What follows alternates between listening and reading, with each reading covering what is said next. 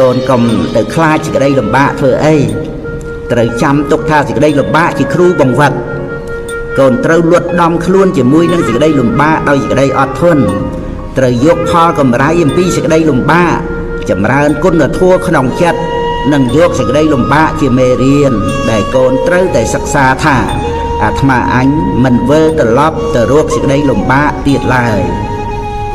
ភ្លើងឆេះខ្ទេចព្រៃអ្វីទៀតអាណែកតែធ្វើឲ្យដែករឹងរឹតតែរឹងទុកដុតមនុស្សខ្សោយឲ្យប្រះទីពឹងតែបែមនុស្សរឹងត្រាស់ដឹងសច្ចៈមិនមានអ្វីសល្អជាងគុណធម៌ខន្តីបវរតស៊ូអត់អទឹកតែមួយផ្ទិលត្រឹមសើមប្រឡាក់ជាយាមដងចាក់ដាក់ពេញអាងធំវីរោប្រែថាអ្នកខ្លាអង្អាចទុកខ្លាំងមិនខ្លាចព្រោះអាចផ្សំផ្គុំ